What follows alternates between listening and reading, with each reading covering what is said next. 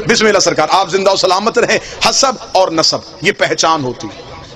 حضرت آدم کے دو بیٹے حابیل اور قابیل، قابیل نے حابیل کو قتل کر دیا۔ اس میں اگر آپ کو ناموں کی پہچان نہ ہو سکے کہ ان میں سے قاتل کون ہے مقتول کون ہے، ہمیشہ یاد رکھیے گا قاتل والی کاف جس کے نام پہ ہے وہ قاتل ہے، قابیل۔ اس نے حابیل کو قتل کر دیا۔ پھر خدا نے آدم کو دو بیٹے دیے، ایک کا نام شیس، ایک کا نام یافس۔ شیس اور یافس سے حضرت آدم کی نسل چلی۔ ان کے لیے اللہ نے جنت سے دو حوریں اتاری، ایک کا نام نزلہ، ایک کا نام منزلہ۔ شیس اور یافس کی نسل دنیا میں قائم ہو گئی۔ شیس کو اللہ نے 12 بیٹے دیے اور یافس کو اللہ نے 12 بیٹیاں دی۔ ان دونوں کی خاندانوں کی آپس میں شادیاں ہونی شروع ہو گئی اور نسل انسانی پھیلنا شروع ہو گئی۔ شیس اور یافس سے نسل انسانی چلی۔ پھر یافس کی نسل سے خدا نے آگے انبیاء کا سلسلہ شروع کیا۔ یافس کا ایک بیٹا نبی بنایا جسے انوش کہا گیا۔ انوش کے ایک بیٹے کو نبی بنایا جسے کنان کہا گیا۔ کنان کا بیٹا نبی ہوا جسے مہلائیل کہا گیا۔ مہلائیل کا بیٹا نبی ہوا جسے ال کہا گیا۔ ال کا بیٹا نبی ہوا جسے یرد کہا گیا۔ یرد کا بیٹا نبی ہوا جسے اخنوک کہا گیا۔ اخنوک کو ادریس کہتے ہیں۔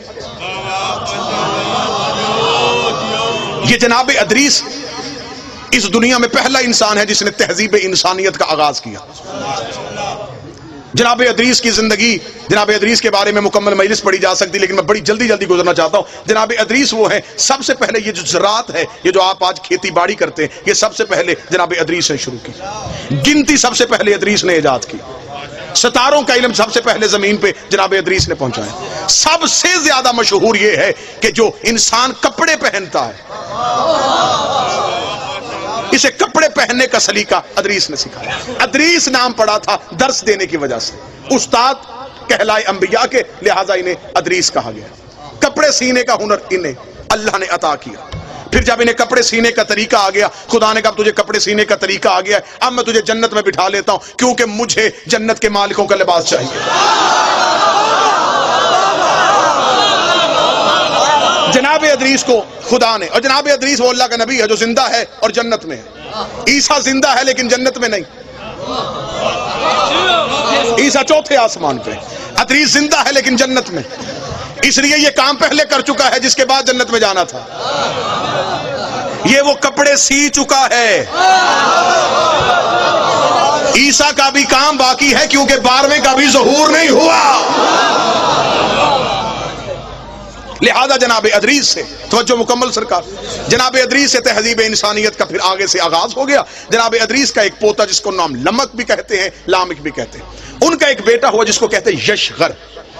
یشغر کیونکہ عبرانی زبان کا لفظ ہے، اسے عربی میں عبد الغفار بھی کہا گیا، عبد الشکور بھی کہا گیا، عبد الاعلی بھی کہا گیا۔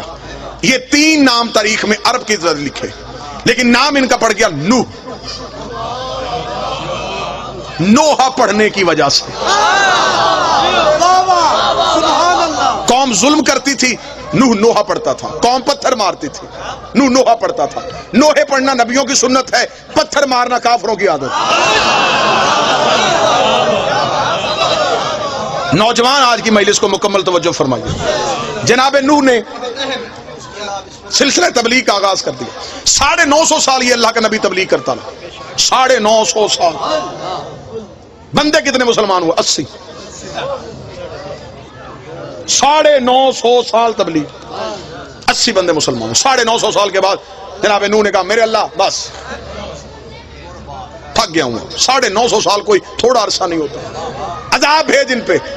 نوح نے عذاب مانگا، یہ جبریل آیا۔ جبریل نے ہاتھ میں کھجوریں رکھ دی۔ اسے کہا اللہ کہہ رہا کھجوریں کھا اور گٹھلیاں دفنا۔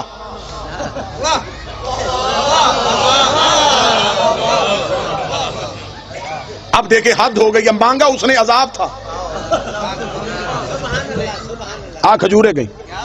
نوح نے کہا میں 950 سال کے بعد اگر مانگا ہی مانگا تو اس نے کھجوریں کیوں بھیج دی؟ جبریل نے کہا خدا کہہ رہا ہے کہ کھجوریں کھا اور اس کی گٹلیاں زمین میں دفنا، ان سے کھجور کا درخت پیدا ہوگا۔ جب وہ کھجور کا درخت پیدا ہو جائے، اس کھجور کے درخت کے لکڑیاں اتارنا، اس لکڑی کے پھٹے بنانا، ان پھٹوں سے پھر ایک کشتی بنانا۔ نوح نے کہا کہ کیونکہ جو زمیندار بندے بیٹھے یہ میری اس بات کو ضرور یقیناً اس پہ دلیل دیں گے، کھجور وہ درخت ہے جو دیر سے جوان ہوتا ہے۔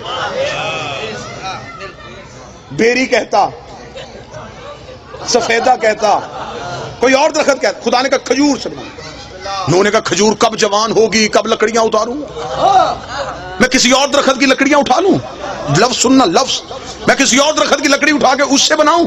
جبریل نے کہا تجھے نہیں پتا سفینہ بننا ہے نجات کا، نجات کے سفینے کو یہاں کی لکڑی لگ ہی نہیں سکتی۔ کون شیعہ ہے جسے نبی کی حدیث نے یاد؟ نبی نے کہا میری اہل بیت کی مثال سفینہ نوح کی ہے، اگر نوح کی کشتی کو یہاں کی لکڑی نہیں لگتی تو اہل بیت میں کوئی گناہگار کیسے آ سکتا؟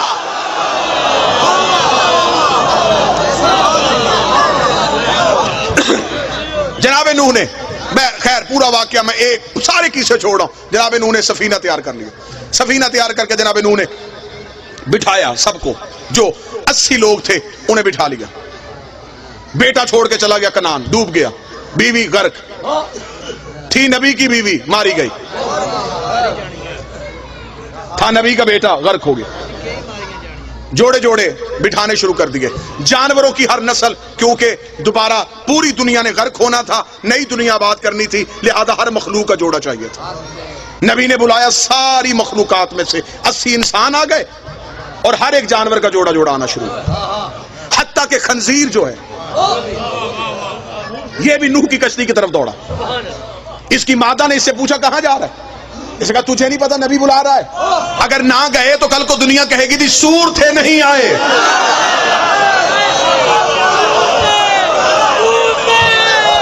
کوئی بندہ تو ہوگا جو صدر کی قدر کرے گا۔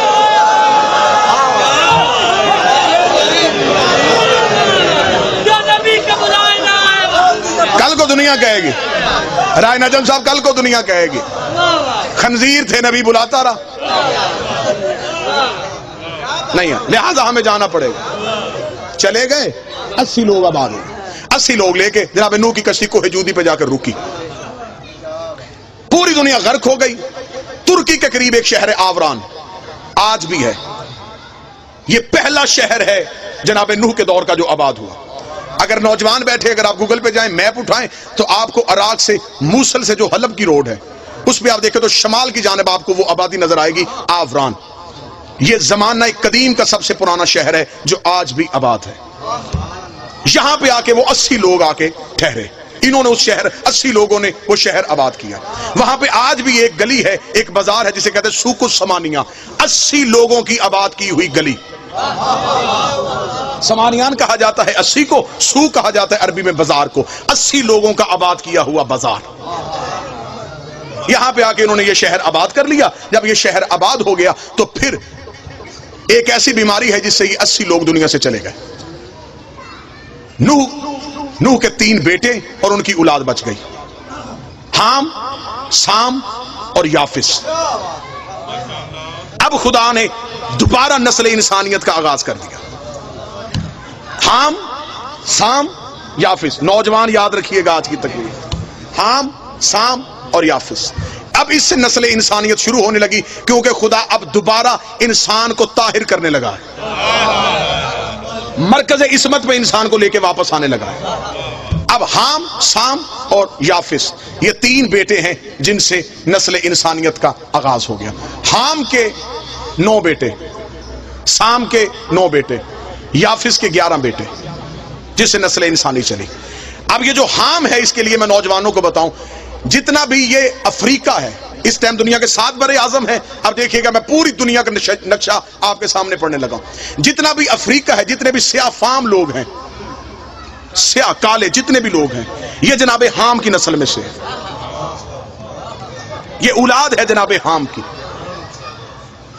اس پوری نسل میں سے جو قبیلہ، جو خاندان عزت، روحانیت، عبادت سے مشہور ہوا اسے کہتے ہیں قبیلہ بربر۔ یہ خاندان بربر وہ تھا جو حام کی اولاد میں سے پاکیزگی، بزرگی، عزت اور فضیلت میں مشہور تھا۔ جناب فضہ کا تعلق اس خاندان سے تھا۔ اس خاندان کو نوبیہ بھی کہتے ہیں، اس لیے جناب فضہ کا ایک لقب ہے فضہ نوبیہ، اس خاندان بربر کی وجہ سے۔ یہ جناب حام کی اولاد ہے، یہ سارا سیاہ فام علاقہ یہ جناب حام کی اولاد میں سے ہیں۔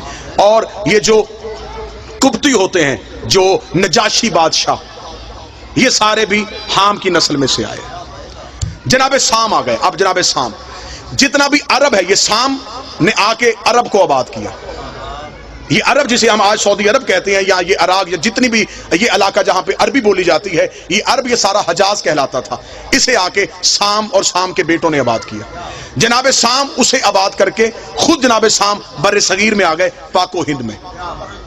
جناب شام جب بر صغیر میں پہنچے تو یہ پاکستان میں جب آئے تو یہ گجرات میں آئے. آج بھی ہیڈ مرالہ سے جلال پور جٹاں کی طرف جاتے ہوئے وہاں پہ 18 نبیوں کی قبریں ہیں. آپ کو پورے پاکستان میں اکثر جگہوں پہ قبریں ملے گی جسے ہمارے لوگ زمانے کے لوگ کہتے ہیں 9 گزے. انہیں پیر سمجھا جاتا ہے، یہ جناب شام کی اولاد میں سے.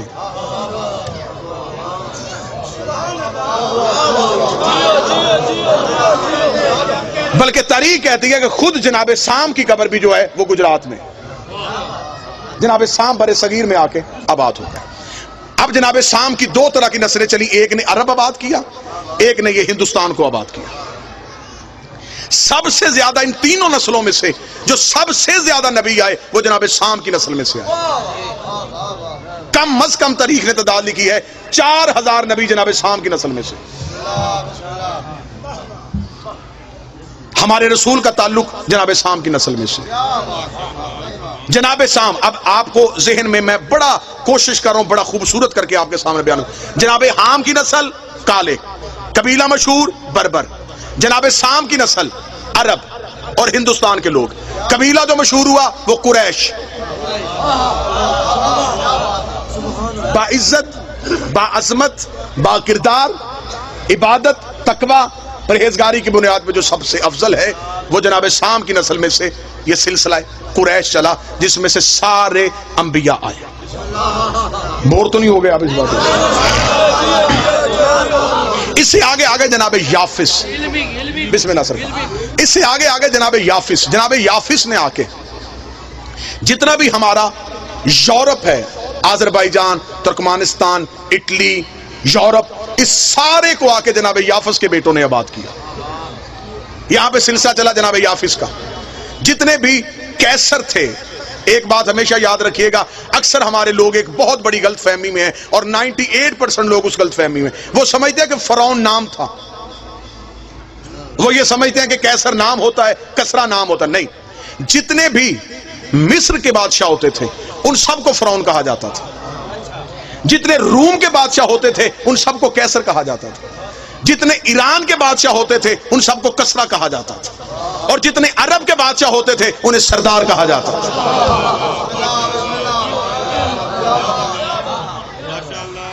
پھر ایک چوتھی نسل چلی. ان تینوں نسلوں کے امتزاج سے ایک چوتھی نسل قائم ہوئی جسے آریہ کہا جاتا ہے. اگر آپ نوجوان جائیں گے انٹرنیٹ پہ آپ جا کے سرچ کریں گے تو مہابھارت برہمن جو ہندو مذہب میں ہے، جو ہندو مذہب کا سب سے برگزیدہ خاندان ہے، اس کا تعلق بھی آریہ نسل کے ساتھ ہے. یہ 4 نسلیں آباد ہو گئی، حام، شام اور پھر آریائی نسل.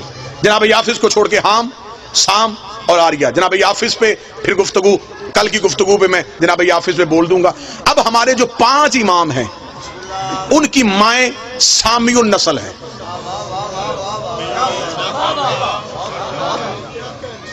پیر ایسا ہونا چاہیے جس کی ماں کا بھی شجرہ پڑھو تو شرمندگی نہ ہو.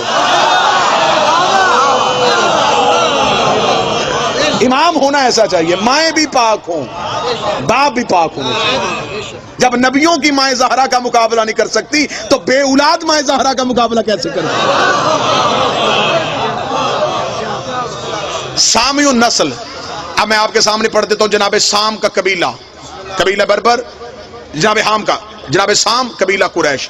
جناب شام کے قبیلے میں سے جو ہمارے 5 آئمہ کی والدہ امہات ہیں، مائیں ہیں مقدس، ان میں سے پہلی ماں مولا امیر المومنین کی والدہ جناب فاطمہ بنت اسد.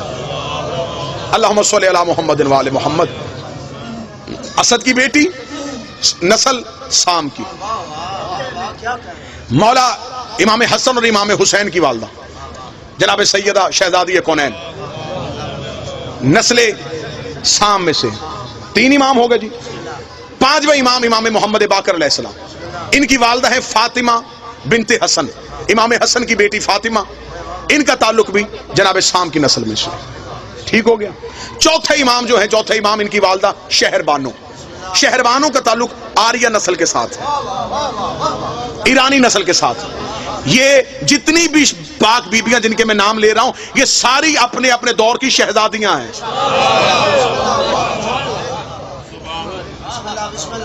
5 امام جن کی مائیں سامی النسل میں سے ہیں. 3 امام وہ ہیں جن کی مائیں حامی النسل میں سے ہیں. جناب امام موسیٰ کاظم علیہ السلام، اللہم صلی علی محمد وعلی محمد، ان کی والدہ حمیدہ خاتون. امام محمد تقی ان کی والدہ سمانہ خاتون. امام علی نقی ان کی والدہ سبیکہ خاتون. یہ 3 مائیں وہ ہیں جن کا تعلق جو ہے وہ حامی النسل کے ساتھ ہے. پھر آگے 3 مائیں ہیں جن کا تعلق آریائی نسل کے ساتھ ہے. جناب شہر بانو، امام زین العابدین کی والدہ، امام حسن عسکری کی والدہ حدیثہ خاتون، ان کا تعلق بھی آریائی نسل کے ساتھ ہے. جناب شہروانو نشیروان عادل، اس کا بیٹا کبیر تھا، اس کا بیٹا پھر آگے جا کے خسرو پرویز کا بیٹا یزگرد کی بیٹی ہے جناب شہربانو. ایک جملے میں، بڑی جلدی میں ایک جملے میں ختم کر دیتا ہوں. یہ بی بی شہربانو یہ 2 بہنیں تھیں، گیہان بانو اور شہربانو. دوسری خلافت کے دور میں انہوں نے، کیونکہ ایران بہت بڑی سلطنت تھی، دوسرے خلیفہ نے ایران پہ قبضہ کرنے کے لیے فوجیں بھیج دی. فوجوں کی چڑھائی ہو گئی اور بہت لمبی جنگ شروع ہو گئی ایرانیوں کے ساتھ. وہاں پہ تیسری خلافت کا دور ختم ہو رہا تھا جب یہ جنگ جیت کے وہاں سے قیدیوں کو قید کر کے پہنچے. جب یہ مدینے پہنچے ہیں تو اس وقت تخت میں امیر المومنین بیٹھ چکے تھے. انہوں نے لا کے قیدی مولا امیر کے دربار میں پیش کر دیے. مولا امیر المومنین کے دربار میں جب قیدیوں کو پیش کیا تو اس میں یہ 2 بیبیاں بھی تھیں، جناب شہربانو بھی تھی اور جناب گیہان بانو بھی تھی. امام علی نے فرمایا فوراً ان بیبیوں کو آزاد کرو، شریف کی بیٹیوں کو یوں قید کر کے نہیں لاتے.